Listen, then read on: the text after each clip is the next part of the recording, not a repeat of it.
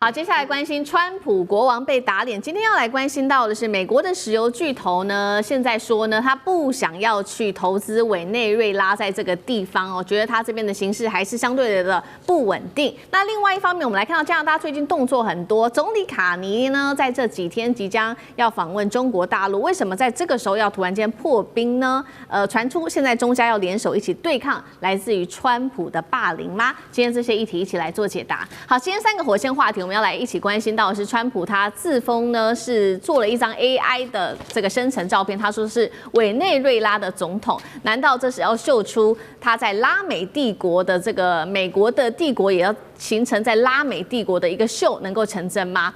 第二件事情，今天我也来关心到的是，当川普一直要这些石油巨头来自于美国的巨头去投资委内瑞拉的时候，但是这些巨头啊是宁可得罪川普也不要去，原因到底是什么呢？最后来看到的是川普下一个紧盯的目标会不会是加拿大呢？因为总理卡尼拜访习近平，难道要一起联手对抗川普？而卡尼另外一方面也是要求自保吗？今天就有这些议题会一起来做关心。赶快来看到这张社群平台上是川普自己发布的这个分享了一张 AI 的生成图，那他这个可以看到这是一个维基百科，那他就在上面标注说他是委内瑞拉的代理总统，时间也写了，就是从今年的1月份开始，元旦他就已经在委内瑞拉在位了。目前呢，这件事情被显得特别的讽刺，就是因为他现在呢正在跟委内瑞拉真正的代理总统是有所合作的，这个代理总统是罗德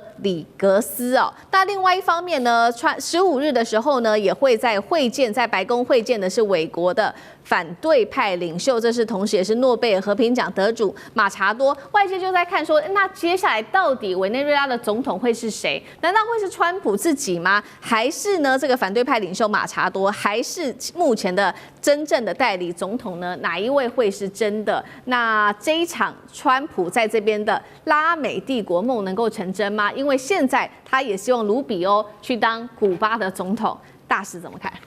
那川普是自己过干瘾了，对，这个有点幼稚。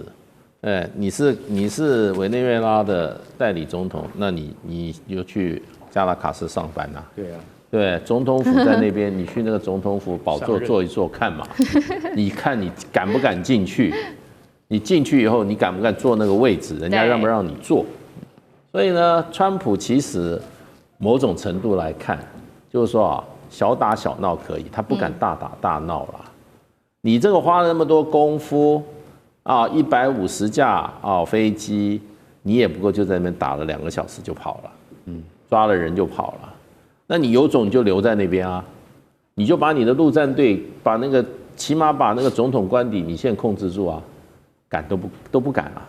现在这边讲大话，然后呢恐吓真正的委内瑞拉宪法所怎么样程序所指定的现任的代理总统罗德里格斯，人家是完全符合委内瑞拉现行宪法的程序跟正义原则，是有合法性的总统。那人家现在在委内瑞拉总统府上班，你只能恐吓他，跟你恐吓马杜罗一样。那你要跟我合作哦，你不跟我合作，你下场比马杜罗更惨。那个罗德里格斯只要聪明点，没有刺激川普，心里就想，那你就来啊，你来第2次试试看。你上一次你 CIA 这些布局收买了那么多人，也搞了4个月啊。你现在我不住在那个基地了，你去再复制一个基地看看。我现在罗德里格斯住的地方比上一个更安全，你拿我没办法。你们再来一次。我前2天看到这个一个媒体委内瑞拉的民众上街抗议。我告诉你，那个是所有街道完全挤满了，通通都是支持现在政府，而且是反对美国帝国主义侵略的。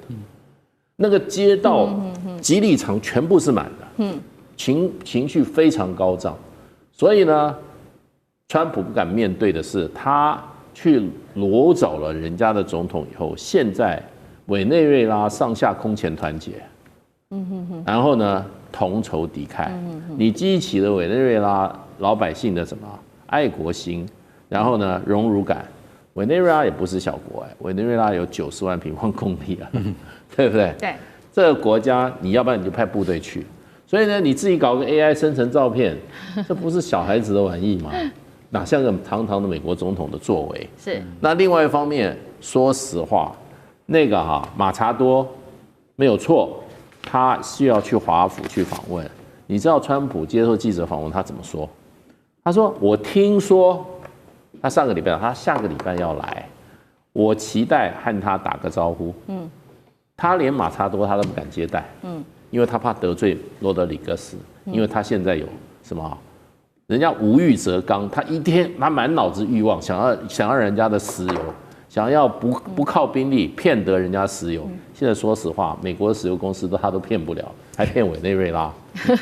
确实啊，现在这个美国的石油公司，即使川普不断的说服他们要去这个委内瑞拉去投资，但是呢，他们是拒绝的。尤其是这些石油巨擘，特别是2家，川普希望他们投资1000亿美元去当地投资，但是我们看到拒绝川普的，包括了艾克森美孚执行长直接出来说了，他们在委内瑞拉的资产曾经被没收过2次，他不想再被没收了。他认为当地的法律跟商业框架都是有问题的。第2位是康菲石油的执行长，他也说呢，美国的这些能源设施是需要做修复的，而且这个金额是要数十亿美元，我们需要这个银行业你帮忙做融资啊。但是现场的银行业都没有出声，没有人想要去当地投资，所以呢，川普就不爽的放话，他说我不喜欢艾克森美孚他的这一种太过精明的回应，他暗示要把他踢出美国的投资名单当中。委内瑞拉的石油品质到现在其实相当的不稳定，但是蕴藏量大。即使是如此，我们看到美国的这些投资的这些石油巨擘，还是宁愿得罪川普，也不要去当地投资。原因是什么？上志哥怎么看？哇，对于委内瑞拉的这个石油，大家在所有的讨论中，基本上就是说，哇，全球蕴藏量最高17%，比这个沙特阿拉伯沙特还要多。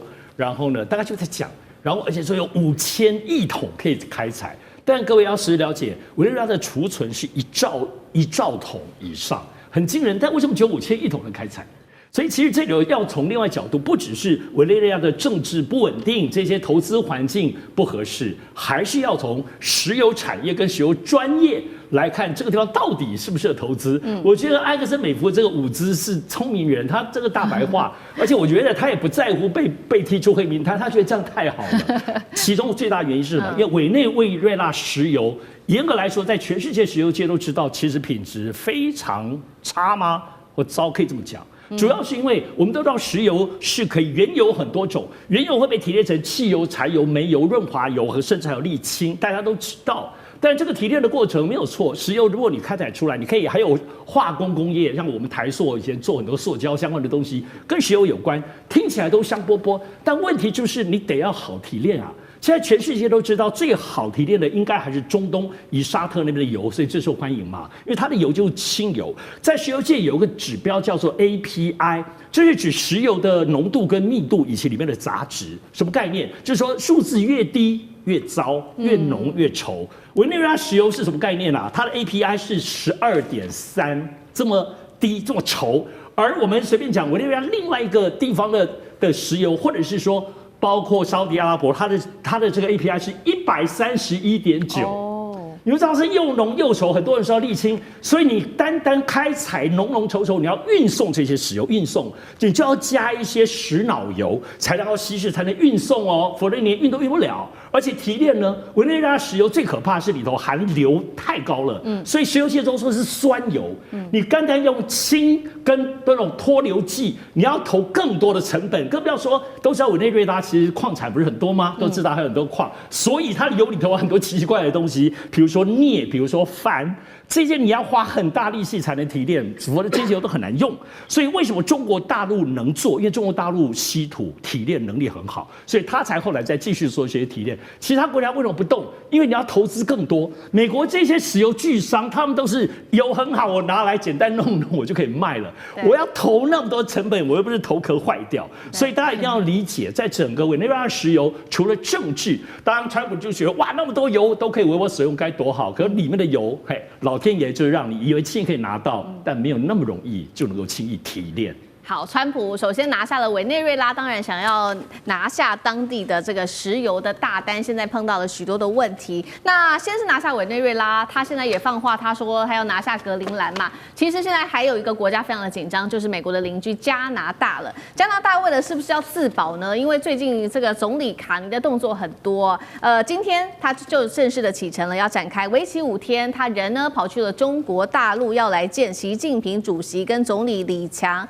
根据了解，他们会讨论包括在贸易、能源跟国际安全上面的问题。这一次被视为特别重要，因为已经时隔9年，上一次拜访是在2017年，中加两国再次的聚在一起哦，这是首度的访华啦。那尤其也是在2018年，当时发生了孟晚舟事件之后，这一件事情，他这一次访华可以被视为是中加一个破冰之旅。那现在网络上面有一个谣言，就说这个卡尼他访问习近平。除了谈一些经济安全之外，是不是也为求自保呢？根据了解，卡尼已经关掉他的手机定位，免得成为川普的下一个抓捕的对象。因为川普曾经说过要并吞加拿大，成为第51州。干哥怎么看？这是黑色幽默啊！哈，就是大家说，卡尼，你关闭手机定位哦，免得你下次又被川普的安全部队给抓到。对，好，那我们听这种幽默，就是说，就是讽刺说。川普这个人霸道不讲理到这种地步，加拿大是你的铁杆为什么个铁杆？你知道到现在为止，加拿大每年的贸易量85%是跟美国只剩下15%是跟世界上其他国家，因为他们就在一起嘛，对不对？然后加拿大的石油97%输往美国，所以你就晓得，在这种情况底下，你说加拿大是依存美国吗？其实也对。也对，但是呢，你讲到主权的话，我今天讲一句实在话，因为这种东西不是说一厢情愿可以做到的那所以卡尼这次睽违9年来没有去中国大陆拜访，那这次去了，听说还要见李强啊，还有习近平等人啊，对不对？他要见很多人。老实讲一句，他这次去其实意义很重大，因为从2017年。杜鲁道去过以后就没有总理再去过，那因为隔年发生很大的事情，大家都知道嘛。孟晚舟竟然在加拿大被捕，被谁捕？不是被加拿大抓的，是加拿大受美国司法部之请把他抓了。抓了孟晚舟之后，2国就陷入了，然后马上就引起了一堆报复。一抓加拿大的那个油菜籽就完全没有办法输入中国大陆了，然后。大陆也对加拿大课征很高的关税，100%。那加拿大一开始也对中国的电动车加征100%的关税，就这样，其实2国的关系紧张了很多年，而且没有其他方法可以克服。那为什么？因为加拿大普遍受到了这个美国的钳制，所以说他的外交政策是施展不开。川普完全吃死加拿大，他从他第一次上任。2017年、2018年，他那个时候就已经讲，你们就成为我们一省嘛。我跟你讲，不然的话，我跟你讲，依据美加墨那个关税协定的话，我要课征你们25%到50%的关税。如果你今天成为美国的51州，1毛钱都不用出了，不是很好吗？对不对？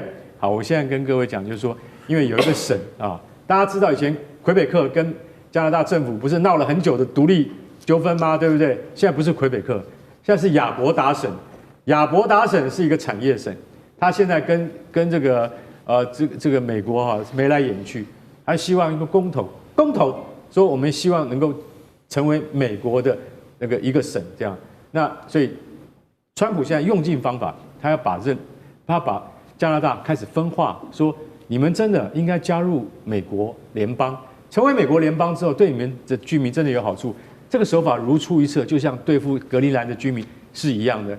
美国不太可能会军事侵入，但是美国光是鼓起如簧之舌我看到卡尼这次去中国访问之后，能不能带回一些成果，然后他才能够抵抗美国的步步入侵呢？好，谢谢干哥，那我们休息一下，马上回来。地缘政治、美中之争、战略价值、强权崛起。